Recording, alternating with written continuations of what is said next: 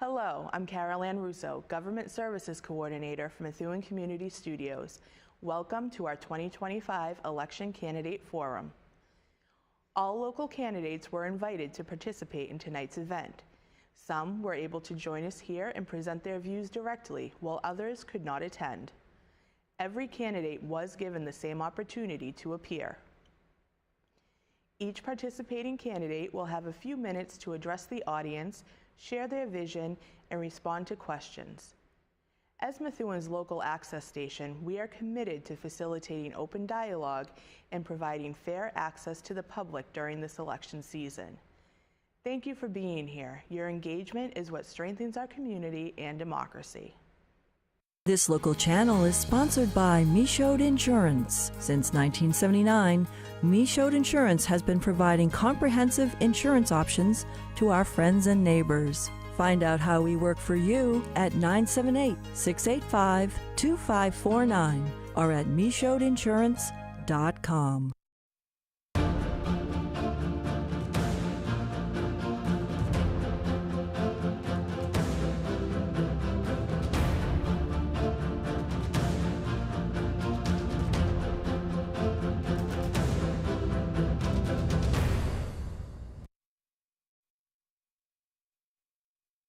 Community Studios coverage of the City of Methuen Municipal Election 2025.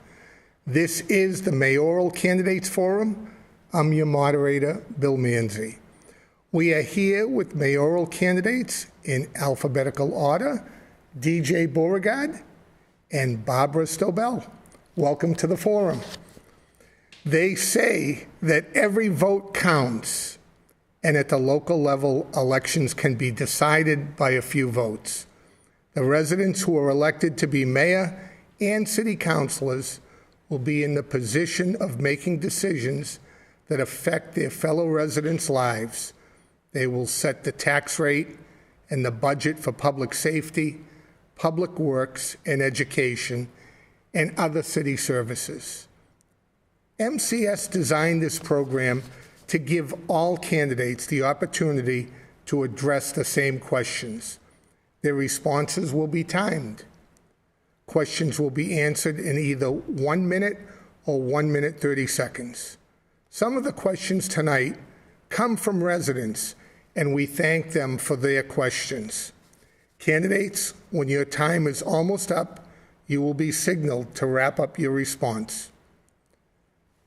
You want to demonstrate? The timer will demonstrate. Since we are here to learn about you and your positions on the issues, we will not tolerate personal attacks here. The moderator, that's me, has discretion to cut off anyone I feel has crossed that line. If we have time, we may decide to explore a topic further with the candidates and will offer some additional time. So now, let us begin with the opening statements. You will each have 2 minutes to speak directly to the voters. We will begin with DJ Beauregard. Hi everybody, DJ Beauregard here. I'd like to begin by thanking Methuen Community Studios for hosting this forum. I'd like to thank my opponent for joining me, and I'd like to thank you, the voters of Methuen, for tuning in. I was born and raised here in Methuen. I'm a proud product of the Methuen Public Schools, and I have a professional background in the financial and nonprofit sectors. But most importantly, in terms of my roles in life, I am Hillary's husband and Audrey's dad. I served roughly 2.5 terms on the Methuen City Council, along with Mayor Neil Perry. And when he passed away in September of last year, I stepped up to serve our city as acting mayor. And I was formally elected in a special election 10 months ago. And boy, what an action-packed 10 months it has been. We've taken tangible steps to move the ball down the field, so to speak. We've taken steps to make our community safer. We've taken steps to strengthen our schools, maintain stable city finances. And, Mayor Perry often talked about how his belief of, being mayor was that he viewed his role as laying the foundation for the city's future. And now at this point, we're in a position where we are building on that foundation. And so I want to continue the work of building a better Methuen. That's why I'm running for re-election. We have so much more work to do, and I look forward to talking more about how we'll get to that point of building a better community tonight. Thank you very much. Barbara? Yes, good evening, everyone. My name is Barbara Stobel, and I am delighted to be here. I'm honored and proud. I have waited quite a while to be able to be amongst you all and let you know about myself.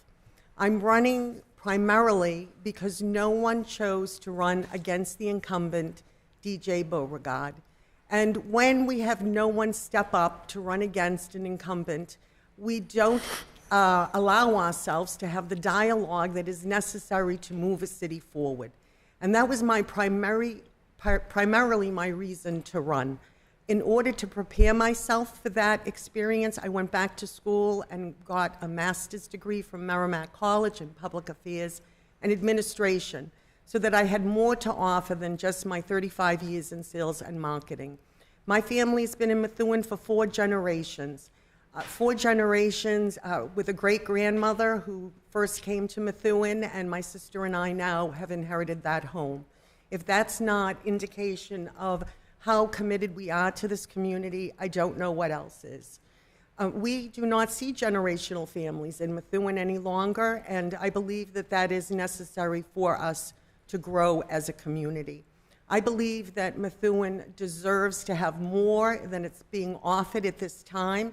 We have some critical issues in front of us with current in the news, sex trafficking in Methuen, things we do not like to hear about, but it's here and it needs to be addressed, and I applaud our mayor in his first steps. But there's much more to do, and we also have the Searles estate to discuss, which is the crown on this wonderful city.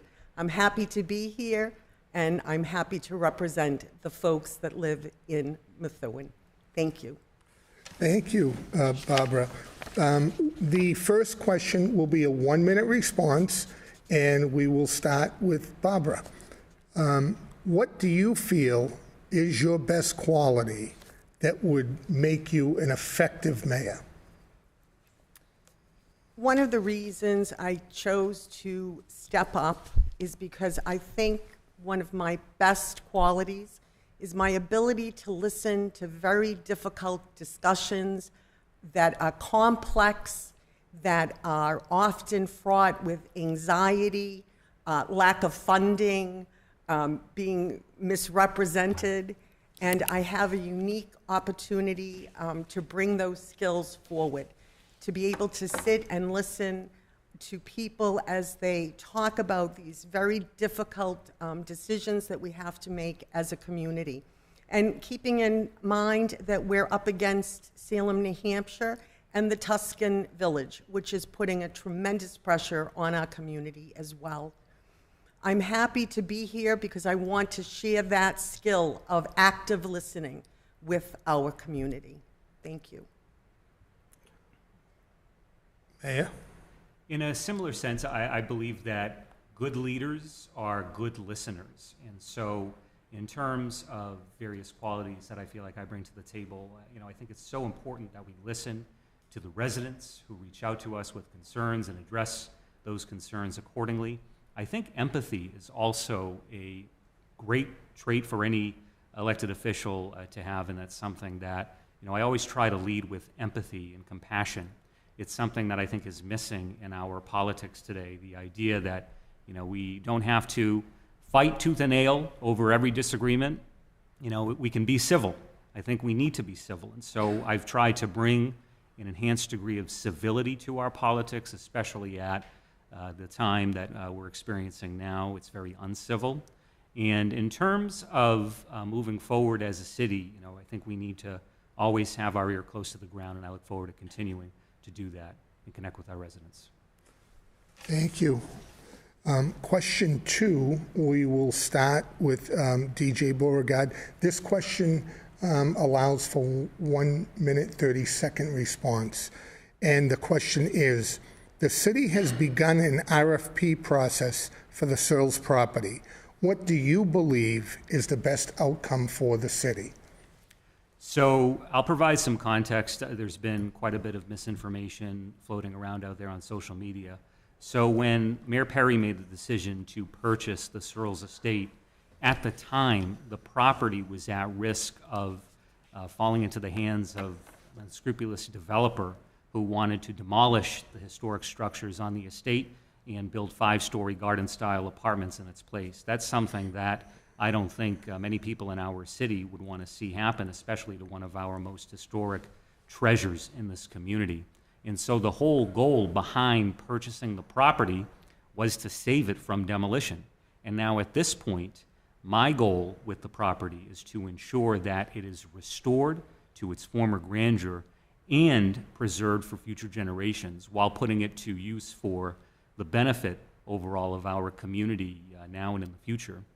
And so right now we're in the process of a request for proposals type of path forward here, where the whole goal is to solicit creative, preservation-minded ideas for the property. And so at this point, we're seeing what the market has to bear. I think that ultimately the goal that I have, the goal that so many residents share, is that we restore and preserve the Searles estate. And we're continuing to work on that path forward, and I think we are on the right track. Thank you. Barbara? The Searles estate has become a rather confusing discussion, I believe, for the citizens of Methuen. We were introduced to the idea of it coming back to us as a historic landmark, something in which we could use to push ourselves forward. That was through the negotiation that our previous mayor, Neil Perry, had with the sisters. And he secured the property for a really crazy amount of money because they believed in his vision. Since his passing, this has been a bouncing ball. We keep hearing different approaches, and this has been going on for over a year now. It was, I believe, in October of last year when we secured the property. And we've also are under a lot of push to, come forward with an idea about this. That nothing has happened in a full year is indicative of the problems that Methuen confronts. We don't work on aggressive timelines. If this were in a business setting right now, this property would be right now being worked upon so that we would have an opening date. So we've already missed the first year. We need to continue to have open dialogues on the jewel in the crown. Thank you very much. Thank you. The next question will start with Barbara, and this is a 1-minute response. Negotiating contracts with employee unions is necessary to the creating of a city budget. What experience do you bring to the table with this type of negotiation? Well, first of all, I just want to remind everyone that I'm not a politician, and this is my first time run. So I'm not going to mislead anyone and say, well, I've negotiated this or negotiated that. I have not negotiated union contracts. What I have, though, negotiated throughout my career were contracts for individual people who needed to work in an environment, in the retail environment, where cosmetic salespeople, their pay was shared by the retailer and by the manufacturer. And those ladies that many of you would see in the department stores, those are the negotiations that I would do between the retailer and the person who is trying to get a job. Every single person that works deserves to have the absolute best that anyone can offer. But in doing so, we must make sure that we protect the city in any kind of contract so that we never end up with problems. Thank you. Thank you. DJ? So I might have a little bit of an unfair advantage in this context simply because I have had to, as mayor, follow through with several collective bargaining negotiation sessions in terms of presenting agreements to the council. But it really is critical for us to remember some of the sins of the past, looking back at 2017, the approval of a disastrous superior officers contract that would have brought the city to the brink of fiscal destruction. We've come such a long way from that, and it's really critical for us as a city to continue to make prudent financial decisions with the best interests of our community in mind. I think that one of the issues that we have, frankly, and we saw this earlier this year with our schools, we're very uncompetitive in terms of the way that we pay our teachers, for example. And so we took, I think, tangible steps this year to ensure that we are more competitive. We have a lot more work to do. But nevertheless, there have been a lot of different examples of progress over the past year by way of collective bargaining. Thank you. The next question will start with DJ Beauregard, and it is a 1 minute and 30-second response. The city is considering places to build a new public safety center. This will require an investment of millions of dollars. How do you propose that we fund this project? So I have a lot of thoughts on this. I want to circle back briefly to something that we discussed earlier, which is the Searles estate. You have to keep in mind when it comes to the Searles that that property has to be now fully ADA compliant if it were in the city's hands long term. And it would also require us to pay prevailing wages, for example. So the cost in terms of the Searles estate is something that is significant, and that's why it's most fiscally prudent for us to go about this process and see who we can partner with in order to preserve that property. And that really segues into the discussion about a new public safety building. At the end of the day, what I hear from residents is, we got to pay more streets. We really do. This year, we've already paved 11.6 miles of roadway, 55 streets, which has been great. But how do we pave our streets, fund our schools? We have to have this conversation, broadly speaking, in terms of capital improvements. But for me, for a public safety building, I would love to take the days in by eminent domain and have a new joint public safety facility there, and we would pay for it by way of bonding, our capital improvement plan, and we would get creative in doing that. Thank you. Barbara? Yeah, I'd like to pick up on something that the mayor just said about the use of the days in. When we talk about eminent domain and that we're going to go into an area or community and take over a piece of property and, bring it down to build something new, I question the location of this particular piece of property. Have we really spec'd it out to make sure that the community would be willing to accept it off of Pelham Street, which is an incredibly busy community to begin with? I wonder if perhaps that piece of property could be better used for perhaps the seniors, if we remodeled it and improved upon it. It certainly is a wonderful space. I don't know what condition it's in since it was used for the immigration purposes of the state. But I do believe that we need to answer questions about these buildings that are just sitting in our city empty. Thank you. Thank you. The next question, we're going to start with Barbara, and it is a 1 minute response. If the city did build another public safety center in a new location, what would you like to see done with the Quinn Building property? I really don't have an answer for you on that. I'm not really quite sure when you say the Quinn Building property, if you're referring to the police department. So forgive me that I don't know that. I do believe that the police department in particular is lacking right now. And that indicates to those that do not believe in law and order that we're weak. So we must take a step forward in law and order, and also for our fire departments, which are not going to fight normal fires because of what our environment is thrusting on us. We will have fires that are unusual, and that both teams need to have exactly the kinds of equipment and training and residents that is going to be correct for them. Thank you. DJ? So the Quinn Building on Broadway is where the police department, of course, is located. That building is in deplorable condition, and they are begging over there for a new facility. The thing to keep in mind is, think about the fire department too. When we talk about public safety building, it would be a combined municipal facility, in my view, that would include police, fire, and if we had our way, having a DPW building incorporated as well. But we have to keep in mind that the central fire station in downtown is a historic building. We would need to certainly upgrade that. But the issue is that whenever the city wants to go about the process of, say, ordering new fire trucks, we have to have them custom ordered, because the entryways at the central fire station were designed at a time when the main method of transportation was horse and buggy.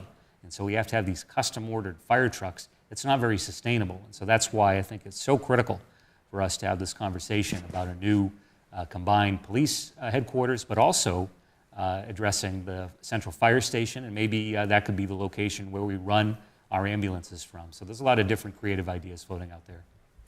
Thank you. The next question will start with DJ Beauregard, and this is a 1 minute and 30-second response. The mayor is the chair of the school committee. In your opinion, how should the mayor proceed when a dispute arises between the city council and the school committee?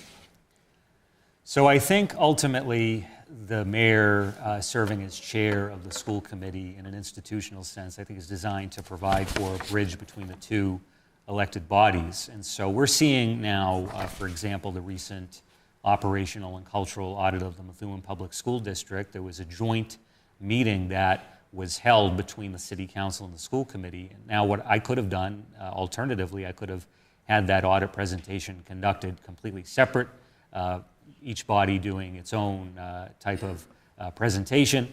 I thought it would be appropriate to bring both bodies into the same room and have the same presentation and have the discussion together. And those conversations will be continuing. But that's just one example of a way that I think we bring both bodies together, resolve perhaps any disputes. The goal for me always is whenever you have conflicting parties, it's important to bring everybody into the same room and try to find a way to engage in a meaningful dialogue. Thank you. Barbara? Could you read the question one more time, please? Most certainly, Thank yep. you.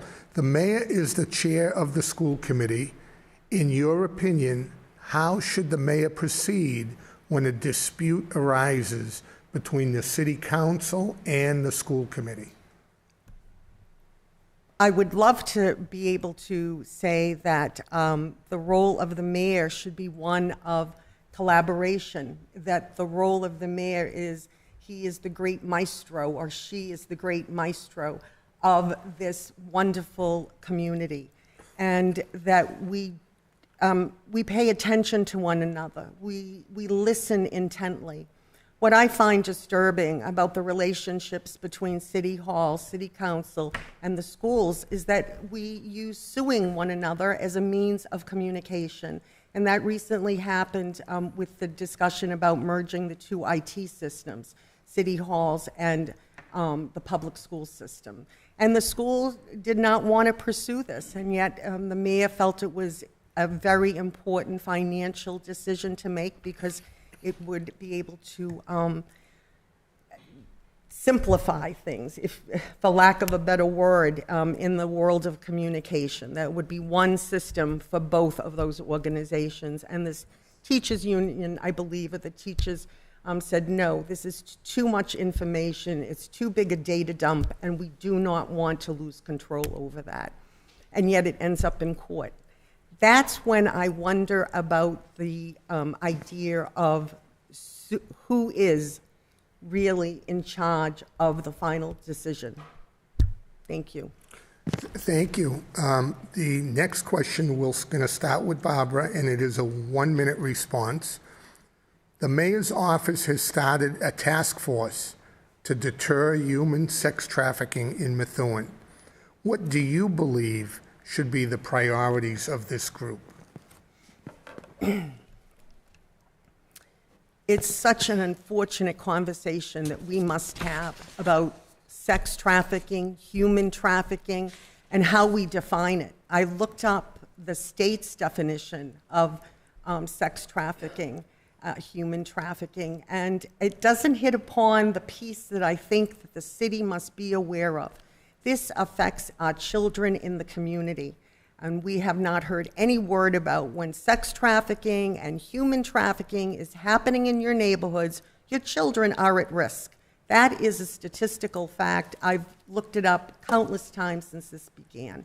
And we need to really understand, how was this allowed to happen in the city of Methuen if these were massage parlors that were supposed to have inspectors visiting, because that is what is required by the state. Thank you. DJ? So a couple of things here. First of all, I couldn't agree more that, of course, human trafficking is a tremendous issue, and that's why we acted so swiftly to eradicate it from our community. The Wallace Street incident, for instance, that culminated with an arrest of the owner or manager of that illicit business after an extensive 2-year investigation with more recent enhanced surveillance. And so from that point, we have utilized the Department of Health, Human Services, and Inspections to go about the process of identifying and rooting out these businesses from our community that are engaging in modern-day human slavery. And the issue that we have, and this is an important thing to note, in the city of Methuen, there is no Body Works licensing scheme in the first place. So all of these businesses, they weren't operating under the approval of City Hall. They were all operating on an unlicensed basis with unlawful human habitation in the basement, and the only way we caught it was with our inspectors, and I give them all the kudos in the world. Thank you. This wraps up the first half of our forum with mayoral candidates DJ Beauregard and Barbara Stabell. We hope you'll stay tuned for the second half after these messages.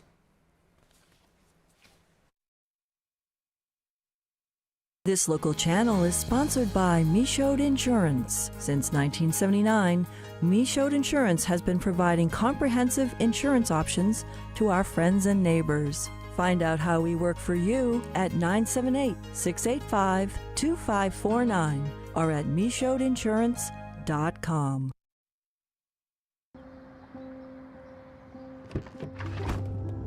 How was your day? Fun.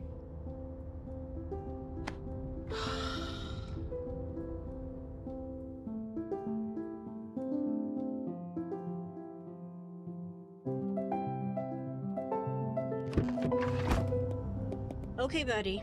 Question of the day. If you could change anything about your day, what would it be? My friends, Oh no, what happened?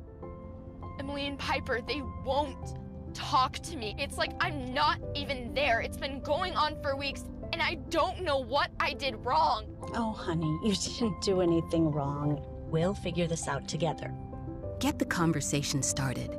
Text CONVO to 51550 to receive weekly conversation starters for everything from silly to serious. Connect more with parenting.org from Boys Town. My mom is a veteran and she was injured in the line of duty. I hurt my leg in a training accident when she was only 2 years old. She had 7 different surgeries over the span of 9 years, and there were tons of complications. I couldn't be the mom my kids needed me to be. She missed so much. After my last surgery, I got an infection so bad I thought it was going to kill me. I told her she couldn't leave me yet. There was still so much she had to see. I hadn't even graduated. I'm doing much better now. I'm an active part of my kids' lives. She can kick a mean soccer ball. DAV's been there for me and my family. Through thick and thin, they've had our back. Every year, DAV helps more than 1 million veterans like Sandy get the health and disability benefits they've earned, so they can achieve victories great and small. My victory is getting my life back. I may have lost my leg, but I've gained so much. I got my joy back. We got our mom back, thanks to DAV. Support more victories for veterans. Go to DAV.org.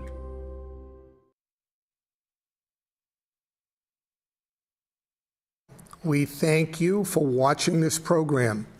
Before we get into another round of questions, we'd like to ask for a hands up, hands down for a simple yes/no here.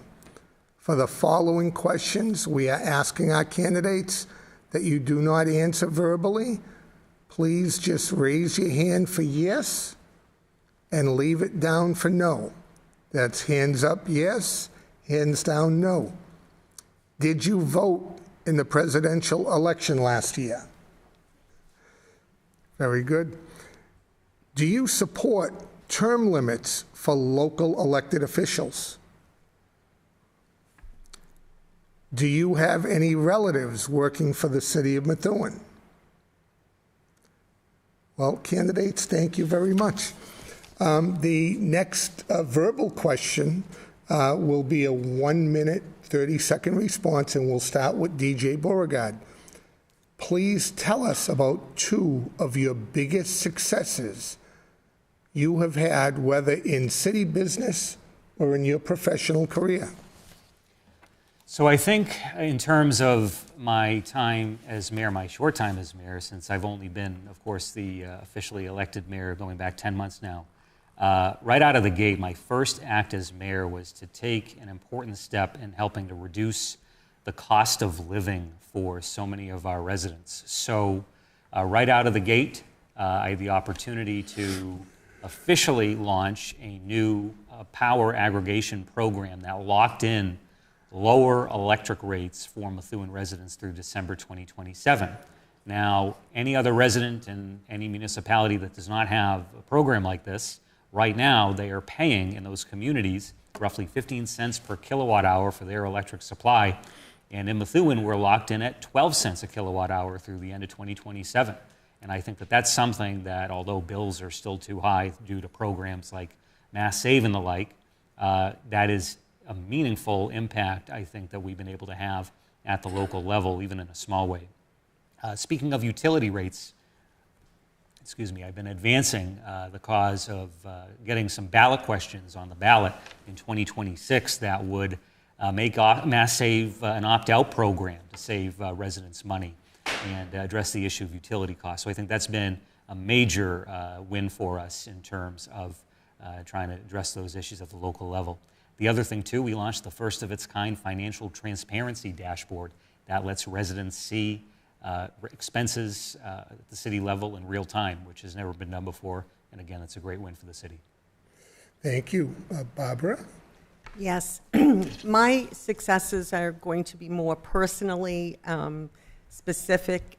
My first that I'd like to share with everyone is one of the reasons that I'm sitting here this evening is because I put myself through another level of education, a master's in public affairs and administration. I invested in myself $44,000 to be able to take my level of understanding of government and what it takes to run a city, because I understood what it took to run a business. I thought maybe I could understand the business of government as well. And it was the most important educational experience of my life. I'm grateful to my alma mater, Merrimack College, for being there, offering that fantastic program. And secondly, I believe that the other success that I've had was when I was working in the cosmetics industry. And it started here in Methuen when I was a young woman behind the counter at Jordan Marsh, which was part of the mall before the Loop existed. And Methuen was able to offer careers to young people in retail environments that transitioned my life from one of a small town girl to that of a city executive. And I believe that every child in this city should have the same opportunities that I did, and it all starts with the education system. Thank you. Thank you. The next question will start with Barbara, and it is a 1 minute response. Do you have a relationship with the state legislators representing Methuen? If yes, describe your relationship. If no, can you share what you will do to cultivate one? Yes. No, I don't have any relationships with anyone in government because I'm not a politician. I had no reason to reach out to those folks. I do reach out to people as a resident when it's important to me. But to answer the question, what I would do is what I always do. I go to people directly. I like to be in their presence and speak with them whenever it's possible. And this will be a learning curve for me. There's no question about it. But I love learning. It's the whole reason of my success, whether I was behind the counter in my hometown store or working as an executive and managing a $156 million capital expenditure, 12 direct reports, 30,000 points of distribution. I get complexity. This is going to be a big learning curve for me, but my passion for my city is real. Thank you. Thank you. DJ? So I am someone who has very good, I think, working relationships with members of our state delegation, working closely with Senator Pavel Payano on securing additional funding for the work that's underway in the Arlington neighborhood. We have a long way to go to fully fund the future phases of that program.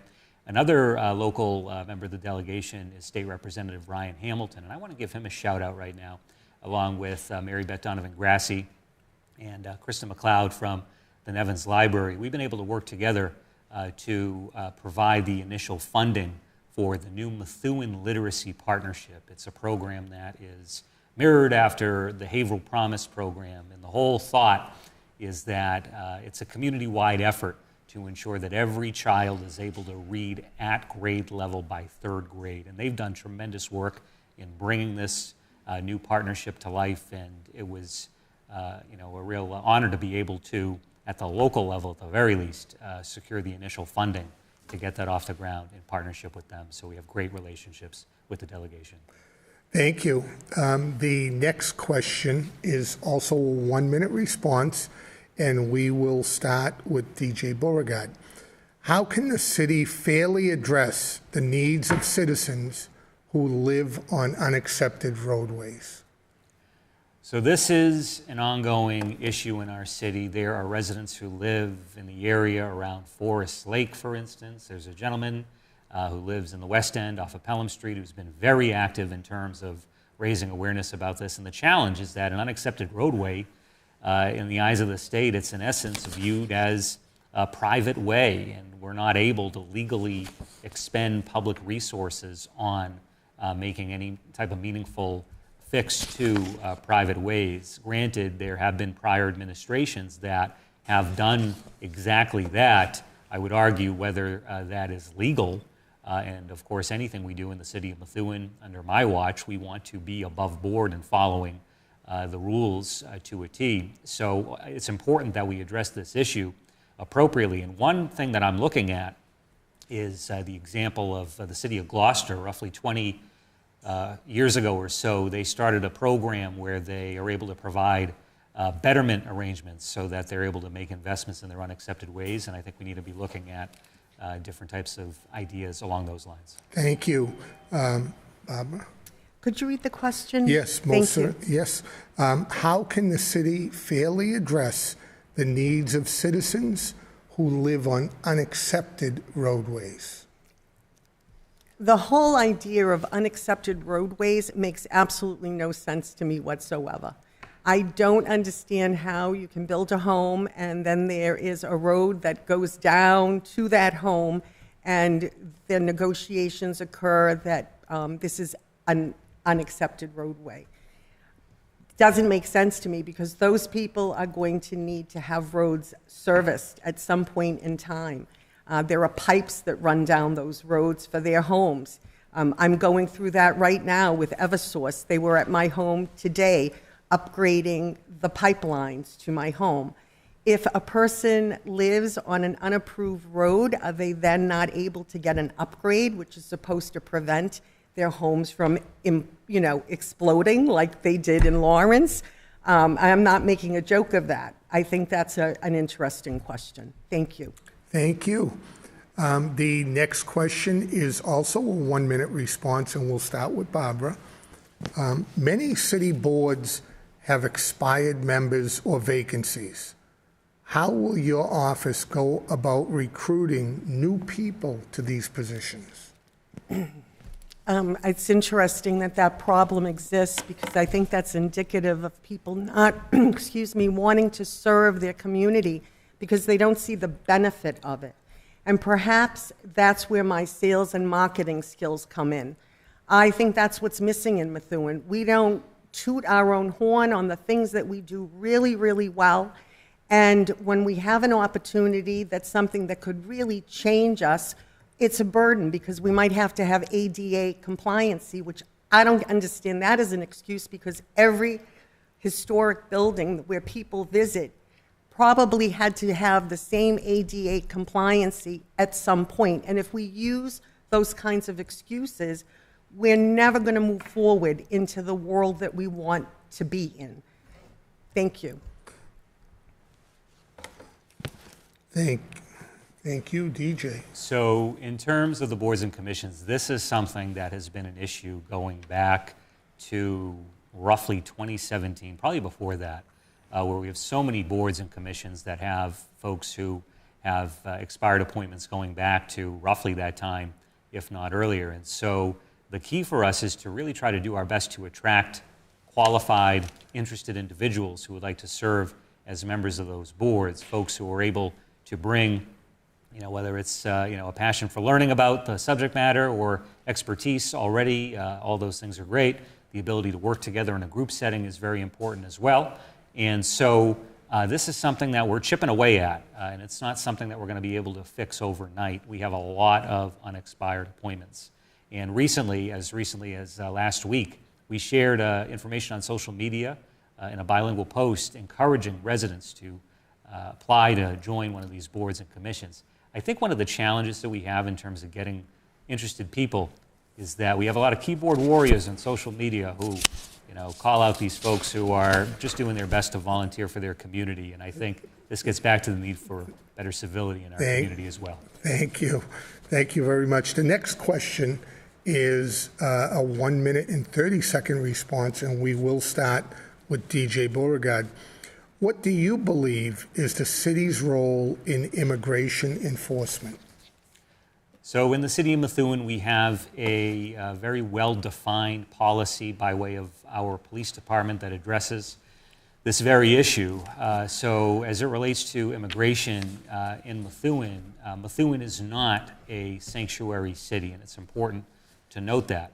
At the same time, our policy that was established by the police department several years ago, in fact, stipulates that for anything involving civil matter, there's no engagement with national level authorities. However, when it comes to anything that's criminal related, that's something that our police department does engage with, for instance, ICE. In the context of folks who are out there committing crimes in our community, it is important that those issues are dealt with accordingly, and that's something that our police department does in any criminal cases. But I think this gets back to the need for a little more empathy and compassion for folks who live in our community. I also want people to realize that Methuen is open and welcome for all residents who live here. We're not a community that's going to, kick any resident to the curb and make anyone feel unwelcome. That's not who we are as a community. But at the same time, while we are a nation of immigrants, we are a nation of laws, and we need to ensure that we're properly adhering to those in accordance with the policies that were established before my time. Thank you. Barbara? This issue is a very difficult issue to discuss.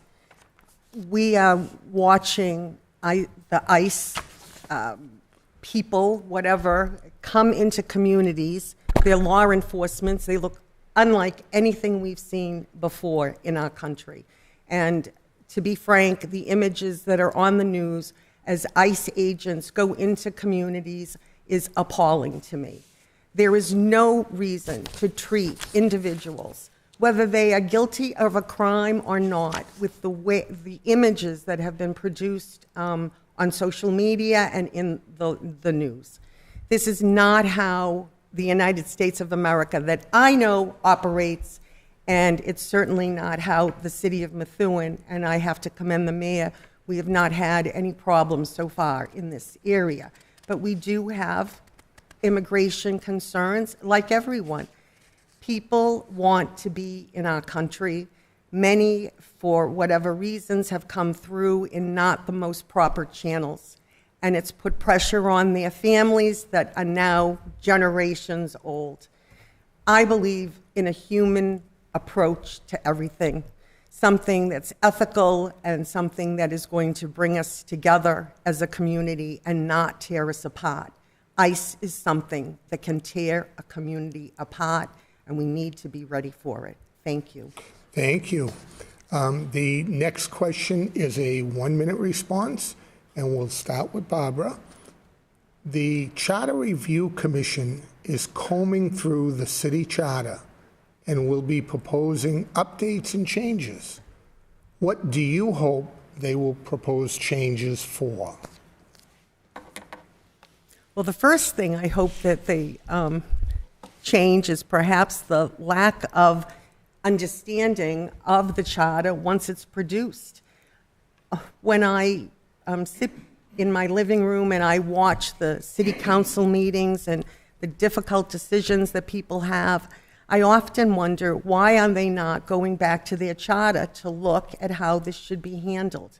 And I would recommend that as soon as the new charter is built, that it is read aloud in a city hall meeting with the school committee and all the members that need to be there together in a room so that we understand what the rules and the laws are. What I would like to see in our charter is I would like to see the city take a much stronger stand in some of the issues that the police department has to handle with their training, and that there needs to be more opportunities for those that work for our safety to have the tools that they need. I'd like to see that in the charter. Thank you. Thank you. DJ?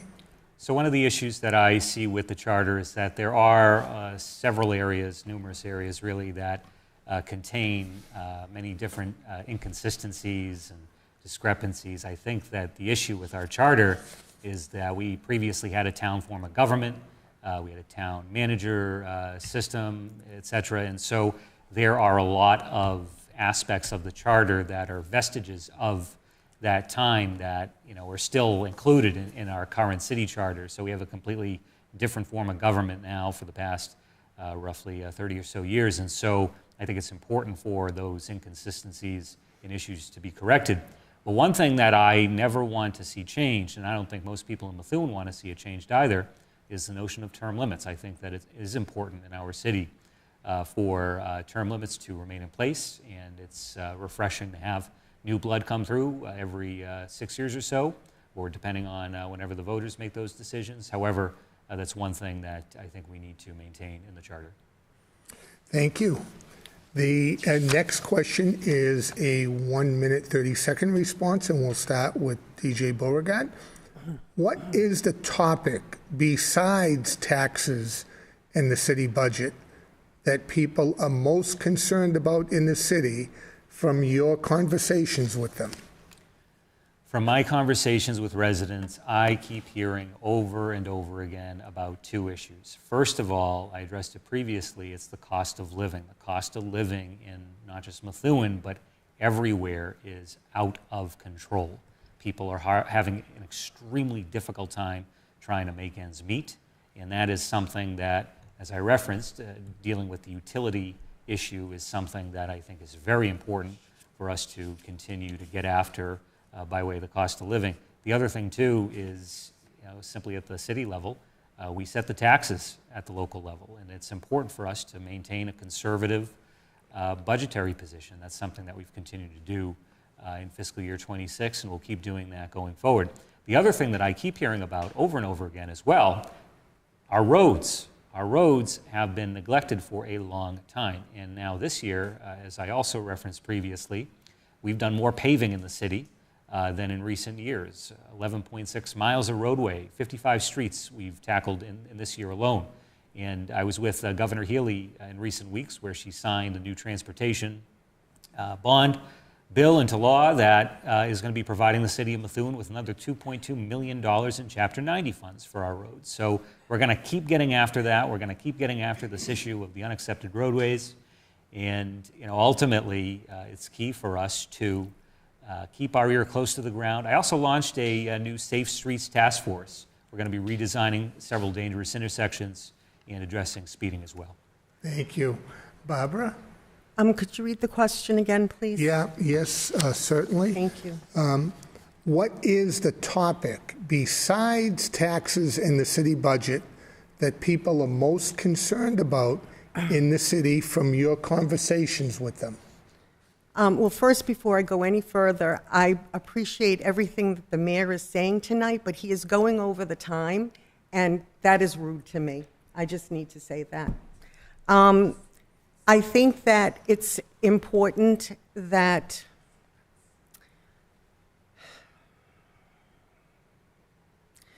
when we listen to the things that our community tells us, that we listen, and of course the roads are horrendous, but what's underneath those roads are pipes that bring water into your home, that bring sewage out of your home, that bring gas into your home. I know this is top of mind for me because Eversource has been in my neighborhood since January of this year with one notification that they were coming in, which is terrific that they're there, but as they switch and move from home to home, it would be nice, and then disappear for weeks on end, that when they come back into the community and the home that they're going to be visiting, that they give us 24 hours notice.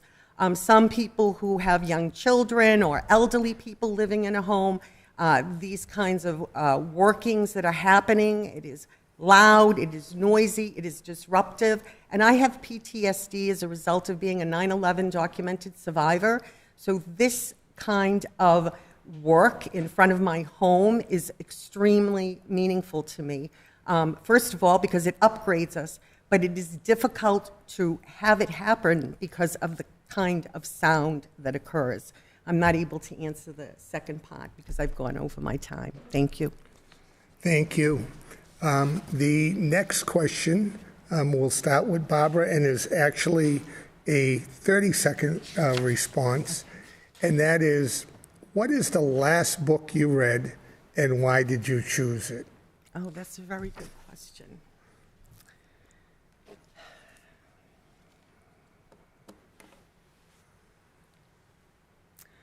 Well, I must say that that's a very good question because I have not read a book this year. I have read everything in every magazine or online on my phone, but no, I have not read a novel. I have not read, I have read about going out in a campaign and how you win that campaign, and that would have been my most current book, but no novels. No novels. Okay, thank you. DJ? Two books that I've been able to cover recently, given all my spare time, of course, that's a joke, is, of course, Team of Rivals by Doris Kearns Goodwin. It was a book written, I think, roughly 2007, 2008, about the team that Abraham Lincoln put together when he was president during the Civil War to combat the issue of slavery, and also Abundance by Ezra Klein and Derek Thompson. Highly recommend both of them. Okay, thank you very much for that. So we've come to the spot where we're going to allow for 1 minute closing statements, and those closing statements will be started by DJ Beauregard. So as I've referenced, it's been a very interesting 10 months since the last special election in December. I think we have done a lot to move the city forward in that very short time. But at the same time, we have so much more work to do. We need to continue to strengthen our schools. We need to continue to make our community safer. We need to pave more roads. We need to make more investments in so many things that are overdue. School maintenance had been neglected for so long, and now at this point we're making those investments. So we have to keep going. We need to keep securing additional wins for the city. In terms of public service, I adopt, just for myself, the idea from the Boy Scouts that we should leave the place better than we found it. That is my goal as your mayor, to leave the city better than when I found it, and to continue making meaningful progress in building a better Methuen. Thank you very much, and I ask for your vote on November 4th. Thank you. Barbara? Yes, thank you so much, everyone, for having me here this evening, especially to Methuen Community Studios. It has been an honor. As I said in the beginning, I'm not a politician. I don't have all the answers. I don't know all the ins and outs of how government works, but what I do know is what I see in my neighborhood. And in the last 10 years that I've lived in Methuen, it has not been an uphill, but it has been a downhill. Watching the traffic increase off of 110, so that it is so heavy that you cannot open windows any longer because of the smoke and the smog that comes through and the smell of fumes that comes into your home. That when you have people living on either side of your home, that they're operating illegal businesses, and reach out to City Hall to fix that. I believe that Methuen deserves more than it's getting. It deserves better than it's had. And if we continue to put the same people into office, you'll have the same problems. Take a gamble on me, Barbara Stobel. Thank you. Thank you. Thank you very much. We've made it to the end of our forum for the mayoral candidates. First of all, I'd like to thank DJ Beauregard and Barbara Stobel for taking the time to run for public office and for also coming to this forum. Thank you. And also thank the viewers of Methuen Community Studios for tuning in. We hope that you learn more about the candidates in this program. Just a reminder that absentee ballots and early voting are available for this election.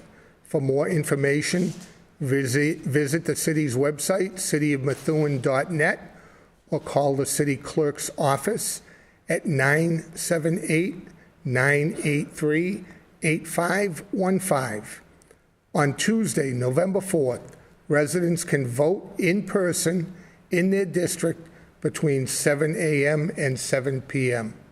If you are unsure of where to vote, please reach out to the clerk's office or go to the website, wheredoivote.ma.com.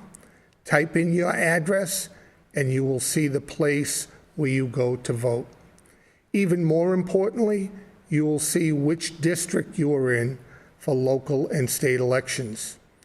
If you want to see a replay of this program, visit either methuentv.org or youtube.com at Methuen Community Studios for additional airtimes and on-demand options. Finally, we acknowledge the work of our volunteer members who do everything from operate the cameras, audio board, and graphics during these productions. We could not have brought you this forum without these great people. If you have a similar interest, we invite you to join us. For Methuen Community Studios, I'm Bill Manzi. Don't forget to vote, and please make your voice heard. Thank you for tuning in.